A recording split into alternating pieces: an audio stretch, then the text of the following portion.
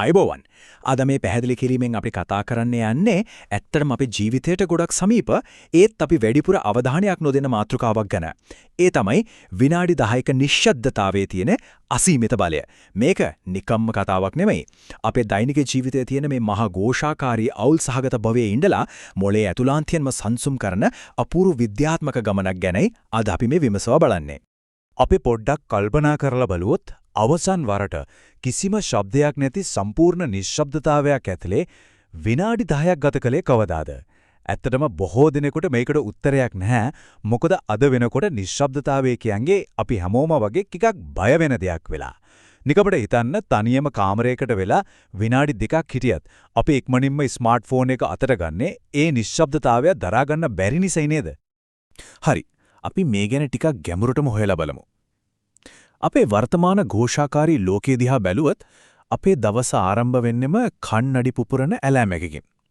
ඊට පස්සේ ෆෝන් එකේ නොටිෆිකේෂන් වෙහි වැහැලා. ඇඳෙන් නැගිට මොහොතේ ඉඳන්ම අපි ඇතුල් වෙන්නේ ලොකු පීඩනයකට, එහෙමත් නැත්නම් මහා ශබ්ද ගොඩකට. මේ ഘോഷාවෙන් මිදිලා අපි නිශ්ශබ්දතාවයට යනකොට මොලේ ඇතුලේ සිදුවන දේවල් හරිම පුදුම සහගතයි. මේක හරියට පරණ මැෂින් එකකට අලුත් කෑලි දාලා ඒක සම්පූර්ණයෙන්ම අලුත් වැඩියා කරනවා වගේ අපූර්ව ක්‍රියාවලියක්. අපිට මතක ඇතිනේ කාලයක් තිස්සේ තිබුණු පරණ මතයක් තමයි මොලේ සෛල මරුණාම ආයෙ හැදෙන්නේ නැහැ කියන එක. හැබැයි 2013 අවුරුද්දේ විද්‍යාඥයන් පිරිසක් මියන් යොදාගෙන කරපු පර්යවේෂණයකින් මේ මතය සම්පූර්ණයෙන්ම බොරුවක් කියලා ඔප්පු කළා. විද්‍යාවෙන් තහවුරු වුණා මොලේට නිශ්ශබ්දතාවය ලබා දීමෙන් මොලේ අලුත් සෛල ඉපදෙනවා කියලා. මේක ඇත්තදම ලොකු පෙරලියක්. විශේෂයෙන්ම මේ විදිහට අලුත් සෛල වර්ධනය වෙන්නේ මොලේ හිපෝකැම්පස් කියන ප්‍රදේශයේ. හිපෝකැම්පස් කියන්නේ අපේ මතකය, ඉගෙනීම සහ හැඟීම් පාලනය කරන ප්‍රධාන මධ්‍යස්ථානය. කිසිම ශබ්දයක් නැති දැනක තමන්ගේම හුස්ම ගැනීමේ රිද්මයට සවන් දෙමින් ඉන්නවා නම් මොලේ මේ කොටස තුල අලුත් සෛල ඉපදීමේ ක්‍රියාවලිය, එහෙමත් නැත්නම් නියුරෝජෙනසිස් අතිශයින්ම වේගවත් වෙනවා. අනිත් අතට මොලේ තියෙනවා ඇමිග්ඩලා කියලා තවත් කොටසක්. මේක හරියටම අනතුරක් හඳුනාගෙන එලාම් එකක් නාද කරනවා වගේ පද්ධතියක්. අපි නොකඩවාම මේ ഘോഷාකාරී පරිසරයේ ඉන්නකොට මේ ඇමිග්ඩලා එක නිතරම ඉන්නේ අධික සීරුවෙන්. ඒකෙන් මොලය රවට්ටනවා හැමතිස්සෙම මොකක් හරි අනතුරක් තියෙනවා, ඒ නිසා සූදානමින් ඉන්න කියලා. මේකෙන් ඉතා අපූර්වට පැහැදිලි වෙනවා නිශ්ශබ්දතාවය මගින් මොලයට දැන් පරිසරය ආරක්ෂිතයි කියන පණිවිඩය ලබා දෙන ආකාරය. මේ සංඥාව ලැබුණු ගමන්ම කෝටිසෝල් සහ ඇඩ්‍රෙනලින් වගේ විෂසහිත ආතති හෝමෝන නිකුත් වීම සම්පූර්ණයෙන්ම නතර වෙනවා. රුධිර පීඩනය අඩු වෙලා හෘදය ස්පන්දනය සාමාන්‍ය තත්ත්වයටපත් වෙනවා. මේක හරියට මහා කුණාටුවකට පස්සේ සාගරයක පාරටම නිශ්චල වෙනවා වගේ පුදුමාකාර සංසුන් අත්දැකීමක්. භෞතිකව මොලේ සිදුවන මේ වෙනස්කම් වලින් ඔබට ගියාම නිශ්ශබ්දතාවය අපේ අභ්‍යන්තර ලෝකය සහ යටිහිත අවදි කරන විදිය ගැනත් අපි කතා කරන්නම ඕනේ. මේ සඳහා වග කියන්නේ ඩිෆෝල්ට් මෝඩ් නෙට්වර්ක්, එහෙමත් නැත්නම් DMN කියන මොලේ තියෙන විශේෂ ජාලය. ගොඩක් වෙලාවට අපිට හොඳම අදහස් එන්නේ නානකාමරේ ඉන්නකොට කියලා අපි අත්දැකීමෙන්ම දන්නව ඇති නේද?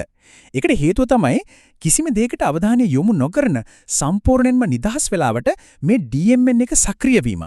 දවසේ සිදුවීම්, අපේ මතකයන් මේ හැම දෙයක්ම එකිනෙකට ගලපලා ඒව ප්‍රොසෙස් කරන්නේ අපි නිශ්ශබ්දතාවය තුල ඉන්නකොටයි. ඒකේ ඊළඟ දවසේ ඊටාම පැහැදිලි මනසක් ලබා ගන්න අපිට පුළුවන් වෙනවා. අද කාලේ තියෙන සෝෂල් මීඩියා ට්‍රෙන්ඩ්ස් පස්සේ දුවන එක ටිකකට නතර කරලා නිශ්ශබ්දව ඉන්නකොට මුලින්ම ලොකු කලබලයක්, බයක් දැනෙන්න පුළුවන්. දහසක් සිතුවිලි ඔළුවට එන්න පුළුවන්. හැබැයි නිශ්ශබ්දතාවය කියන්නේ Tamanට Tamanවම මුණ ගැහෙන කැඩපතක්. ඒන සිතුවිලි වලට ඉඩ දීලා ටික වෙලාවක් යනකොට Tamanගේම හදවතේ සද්දේ ඇත්තම හැංගීම් අපිට ඇහෙන්න ගන්නවා. ඉතින් මෙතන තියෙන වැදගත්ම කාරණය වෙන්නේ මේ දෛනික නිශ්ශබ්දතාවය හරහා මොලේ ප්‍රීෆ්‍රන්ටල් කෝටෙක්ස් කියන කොටස වර්ධනය වීමයි. අපේ අවධානය, තීරණ ගැනීම සහ ගැටලු විසඳීම පාලනය කරන්නේ මේ ප්‍රදේශයෙන්. TikTok වගේ කෙටි වීඩියෝ වලට අබ්බැහි වෙලා අපිට නැති වෙලා ගිය ඒ අවධානය රැඳවා ගැනීමේ හැකියාව නැවත ගොඩනගන්න මේ නිශ්ශබ්දතාවය ඇත්තටම විශාල ආයුධයක් වෙනවා. දැන් මේ සංකල්පය අහන්න හරිම සරල වුණත් ഘോഷාවටම පුරුදු වෙච්ච මනසකට මේක එකපාරටම කරන්න බෑ. ඒ නිසා අපි මේක ප්‍රායෝගිකව ක්‍රමානුකූලව පුහුණු කළ යුතුයි. මේ සඳහා අනුගමනය කරන්න පුළුවන් ඊටමත් පැහැදිලි පියවර පහක් තියෙනවා. පළමුවනදී උදේ පාන්දර හෝ රෑ නිින්දට පෙර වගේ නිස්කලංක වේලාවක් තෝරා ගන්න. දෙවනුව ස්මාර්ට්ෆෝන්, ලැප්ටොප් අඩුමතරමේ අතේ බඳින ස්මාර්ට් වොච් එක පවා සම්පූර්ණයෙන්ම ඈත් කරලා තියන්න. දෙවනුව කොන්ද කෙලින් තබාගෙන සුවපහසු ඉරියව්වක් හොයාගන්න. හතරවෙනි කාරණය ගොඩක් වැදගත්.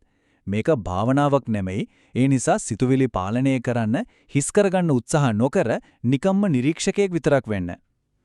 අවසාන වශයෙන් පුළුවන් නම් මේ අත්දැකීම සුබාදහමට සමීප ස්ථානයක කරන්න. ඇත්තටම මේ ක්‍රියාවලිය හරහා අපි කරන්නේ නවීන තාක්ෂණය විසින් අපින් උදුරාගත්ත ඒ අපේම මානසික නිදහස නැවතත් අත්පත් කර ගැනීමක්. අපිට නැති වුණු ඒ සංසුන්කම ආයෙත් හොයාගන්න එකයි මේකේ අරමුණ.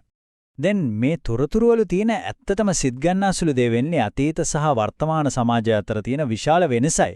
අපේ අතීත මුතුන් මිත්තන් ස්වභාවිකවම ගැඹුරු නිශ්ශබ්දතාවයක එක්කයි ජීවත් වුනේ. එනිසා උන්ට ඉහළ ඉවසීමක්, ශක්තිමත් මතකයක් සහ ස්වභාවික සංසුන්කමක් තිබුණා.